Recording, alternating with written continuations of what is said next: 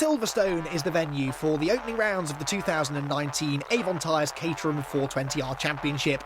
If last season is anything to go by, we're in for another stellar year of racing.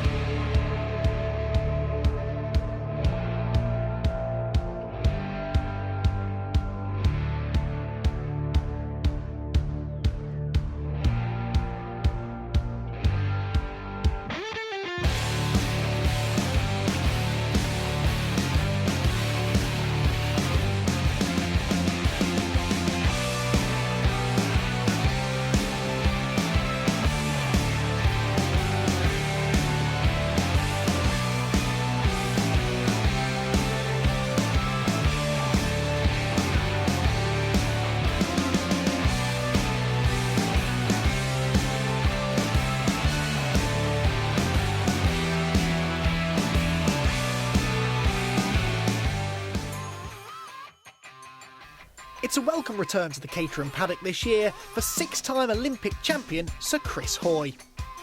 Chris, it's really lovely to see you here again for another championship. Why come back to do Caterham? Yeah, it's the complete opposite end of the spectrum to racing at Le Mans. But the reason I do it is pure and simple. It's fun. It's so much fun. The cars are, it's a level playing field. It's not checkbook racing. It's not about how much money you've got. It's about how much talent you've got. So you can actually see where you lie in the rankings, and you know that's down to your driving and your racecraft. So it's a huge amount of fun. There's a great camaraderie as well. It's just a nice feel to the grid. So I really do. I enjoy racing the Caterhams, and I'm glad to be back again. New for this year is an updated qualifying format with a top 10 Super Pole shootout to decide the top 5 rows of the grid. Henry Heaton was fastest in the traditional qualifying session, but it was John Byrne who took the eventual pole position. To be fair, it actually kind of suits the way I drive, because I've never been a very technical driver into the qualifying. It's all about getting the right toe to get the perfect lap, and I've always preferred just one lap on my own, no one around me. And it worked that way today, so I was very, very happy. Well, let's see how John Byrne gets on then. From the outside of row 1, that is where pole position is. We're on board with the pole sitter, looking back at the second row behind of Aaron Head and William Smith. Green flag waved at the back of the field, and very shortly 24 mighty Caterham 420Rs will launch off the line and into action for 2019. Away we go, the pole sitter away well from the outside of the grid. John Byrne, I think, will hold on to the lead into Copse Corner. Yes, he will. And we look back at his fellow front row starter Timothy Dickens, the black number 44 car that slots through into second position. Through Copse Corner for the first time. Cold tyres for everybody on this opening lap, and it's already caught somebody out potentially. That's the 45 car of Chris Bates having a rotation. His season not starting out in great fashion. Through Beckett's we go. The leaders through cleanly. A spin further back though, and that's Rob Watts that's gone around this time. So 2 corners, 2 spinners. A slightly scrappy start to the race for a couple of the drivers in the midfield, but John Byrne weaving to try and break the toe down the Wellington straight. Dickens going with him, and here comes William Smith into third position, trying to challenge for second under braking there. Don't think he made it stick though. No, the orange machine's still third. Then it's the 19 of Aaron Head, the black and pink car, with Henry Heaton, the blue machine, slotting into 5th position. And then it's car number 5, David Henderson. So those two have swapped from where they started. We're on board with David now. In the tow, through Woodcote, across the start-finish line to complete the first lap. And he's looking to the inside of Henry Heaton, who in turn is looking to the inside of Aaron Head. And it's Heaton that will make the move. No, he won't. Head is late enough on the brakes, actually, with the slightly faster, wider line into the corner, who actually hangs on. So a fairly calm opening lap for the leaders. Will it remain this calm for the rest of the race? More than likely not. The slipstream here at Silverstone will keep them all right on top of each other. But in a 30-minute race, you can sort of afford to mind your P's and Q's here in the opening laps, because everyone will be so close together right the way down to the flag. It's only really in the last 5 or 10 minutes when you need to start making your decisive moves. Get a glimpse there of the 55 car of Russ Oliphant, regular front runner across the various Caterham categories. Side by side for second though, and here is the move maybe for William Smith. No, he still can't depose Tim Dickens of his second position. Further back, side-by-side action again there. That's Henry Heaton, number 92, joining in the fun as well. That's Jamie Falvey, and Jamie Falvey is the reigning 270R champion, making the step up into the more powerful 420Rs. This is the most powerful category of Caterham racing on the package. It's Jamie Falvey making good progress up the Caterham racing ladder. David Henderson making good progress from the field. He's into fifth position, but they're 3 abreast for the race lead. And I think William Smith in the orange machine has got himself ahead, and it may be that early race leader John Byrne could find himself off the podium if he's not too careful. No, he fights back into second and immediately goes back on the inside of Smith. So it's game on now. They had 2 laps of single file running, and now they've got some heat into the tyres on these semi-slick Avon tyres.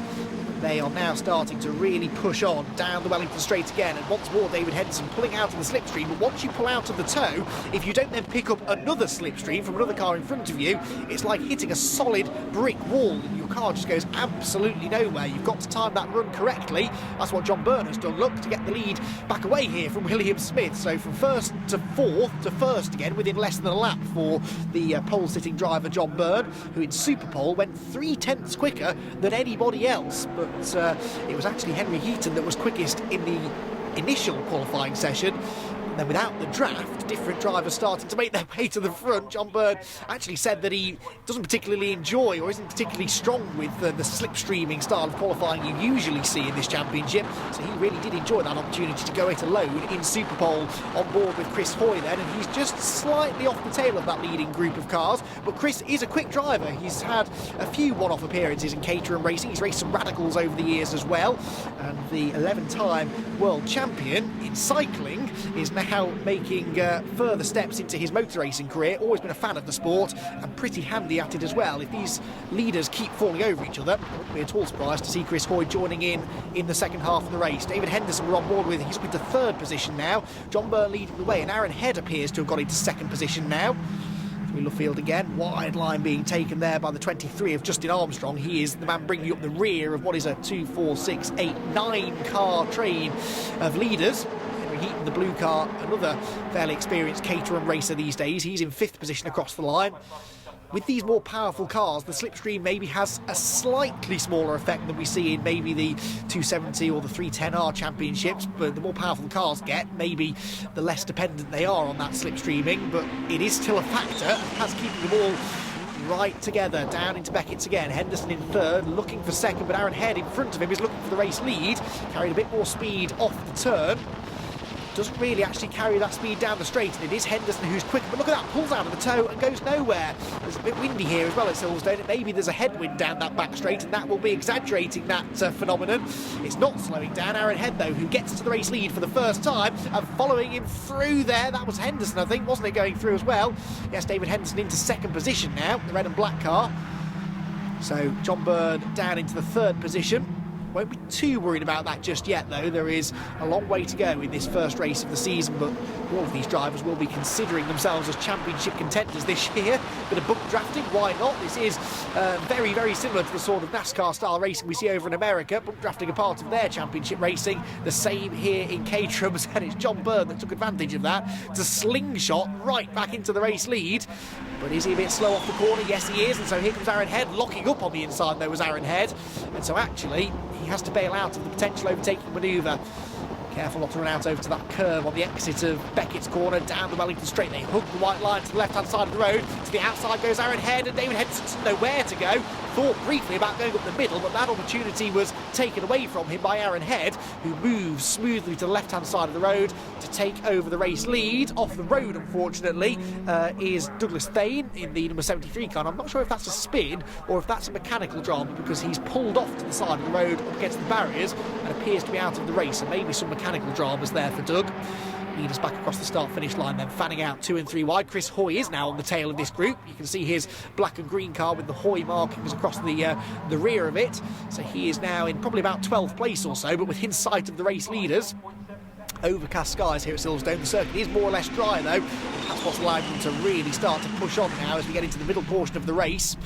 Through Beckett's, there's the 92 car we saw there of Jamie Falvey, who is enjoying his first 420R racing experience. Number 7 also part of it, and that is Chris Hoy. Chris Hoy, we're on board now with the Scotsman as he heads underneath the bridge. In front of him there is a absolutely phenomenal battle for the race lead going on, and he wants to be a part of it. He's never won a Caterham race in the past, as Chris. He's had top 10 finishes before. Could he get into the top 5 maybe this weekend at Silverstone? Certainly seems to have the pace to do it. Now, how's his racecraft? Can he pick his way through that enormous queue of cars in front of him? Tom Eden here defending busily from Chris Aubrey, the two yellow cars together. Chris Aubrey missing a rear wing, but that is a fairly common sight in Caterham racing. Looks to the outside of Luffield, not trying to go right round the outside there, but instead trying to tee up the exit from the corner and carry good speed across the start-finish line and use that slipstream we keep talking about. He's using it now to try and pull to the left-hand side of the road. He'll have the momentum down to Copse Corner, but the outside line, will it prevail through that very quick right-hander? Not too sure. Meanwhile, the race leaders are on their final lap of the race. We're on board with David Henderson here in second position, challenging Timothy Dickens for the race lead. Now, Timothy started at the front, but hasn't actually spent that much time at the front of this queue. He only needs to stay there, though, for another half lap to take the first victory of the season. David Henderson will have something to say about that, though. Looks to the outside line, and John Byrne goes to the inside of both of them. 3 abreast for the lead, and John Byrne does it. Fantastic move there from the man who started on pole position. Has he timed that move right, though? Because the rest of them have a chance now to get a run to the flag, but they may actually be holding each other up more than helping each other. Contact there between Henderson and Dickens. Henderson goes backwards, Dickens is held up, and I think that will hand it to John Byrne. Dickens is closing in the slipstream. There's going to be another really close finish, but John Byrne hangs on by 38 1,000ths of a second. The battle's further back, raging right down to the flag as well. Rob Watts forced off the road there as he tried to gain positions right at the end, but John Byrne timed it beautifully to take the race victory from Timothy Dickens second, Aaron Head third, with William Smith and Jamie Falvey top 5, whilst Chris Hoy makes the top 10 in 8th.